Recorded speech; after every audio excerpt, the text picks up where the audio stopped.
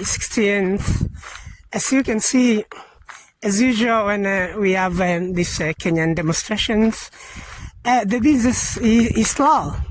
It's this main road connecting Machakos County and Makueni County, and see, during normal days, you cannot, even for, let's say, 20, 30 seconds, a vehicle pass or a motorcycle. But the business is very low because Genzs in Kenya, they are demonstrating, demanding good governance, corrupt people within government to get home, MPs, even the president.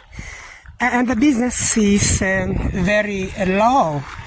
As you can see, you can even, I think today, sleep in this road. And when the business is like this is not real good in terms of our economy. It's really painful to traders because they're going to count losses.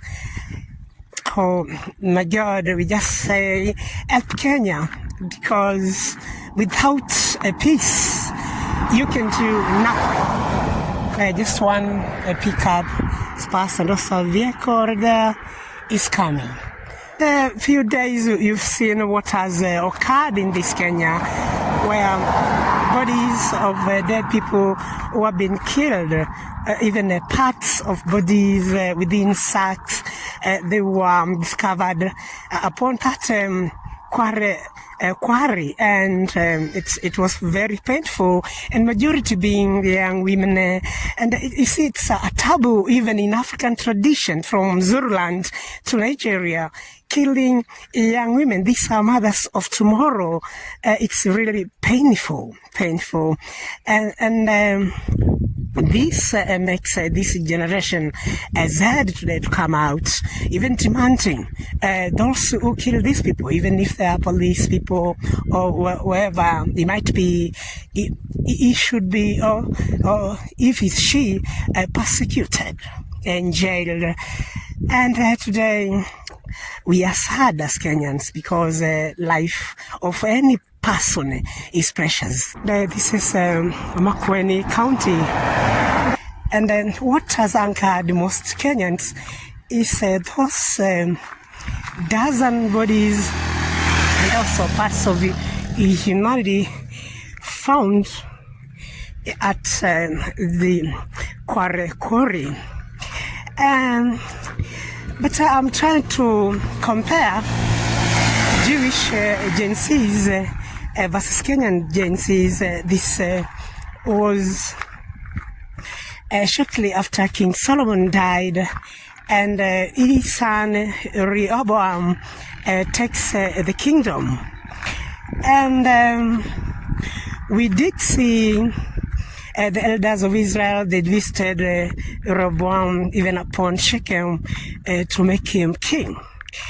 And he had asked even the old men within the Jewish community and Israel, how will he answer those people who had said, just make the yoke, which was heavy under your father King Solomon, easier for us. But we see Jewish Genzs, they did even urge King Rehoboam not to listen to them. And he tells them, my little finger will be thicker than my father's loins. And he did answer the elders of Israel roughly, saying, my father used to chastise you with whips, but I will chastise you with scorpions. And this is where the beginning of two kingdoms, the kingdom of Judea, which was being ruled by King Rehoboam, and the northern kingdom of Israel, where we see Jeroboam, son of Nebat, takes the kingdom. So that's why we say in Kenya it's up to His Excellency President William Ruto to either and listen to Genzs, where we see he must be very careful to elders of Kenya. But we are saying this is a real hard thing. What is the real core problems within this Kenya? It's corruption and incompetence. His Excellency President William Ruto, he wants to come up with a cabinet, or he wants to rule with all tribes or groups of Kenya being represented. But we've seen that its own is a wastage of time, because corruption is the real sickness in this Kenya, where we saying if he can use like the law of Moses, if you stolen money, you should be jailed forever. Or we are saying if they can hack the system, then they can use the Bitcoin technology, whereby this cannot be tampered with. But within this Africa is made up of many tribes. And we have some people saying, when you arrest a thief from my tribe, why are you even persecuting a person who belongs to a tribe? And it becomes a difficult situation or way to persecute a person belonging to certain people, maybe the tribe, they are larger. But what I can urge the Genzs right now is they should register in mass. To even in this forthcoming general election 2027, and elect even the young leaders who would be compromised. And you must change these laws, we saying, where let's say a councillor or member of parliament or even president himself, after they finish 5 years, they should be accountable. Or we say they should show what they've done in these 5 years, how they've used these funds. And if there is no accountability, you cannot even show what you've done with the money you are given from, let's say, even from county governments, then you should be prosecuted. And we should not even forgive these thieves, because you find we are behind, because development without checks and balances which do work, and Kenya cannot go to the heights of economic stability.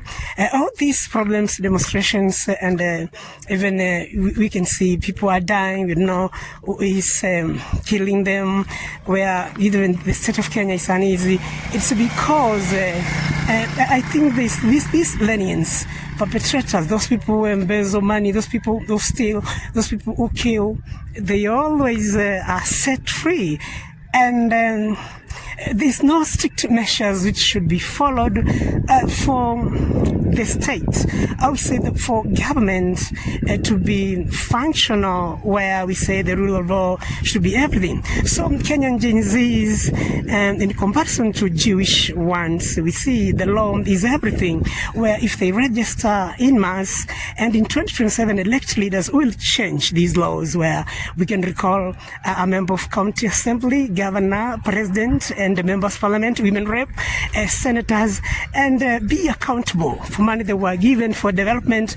Then it's going to be easy to tackle these vices. But destroying property, maybe beating people, demonstrating, I think we've been there, and now this is long overdue. It's policies will transform this Kenya to giant of economies, or that's what we can say. God, this Kenya is a country. Bless this Kenya forever, because there's no any other country we should live even always.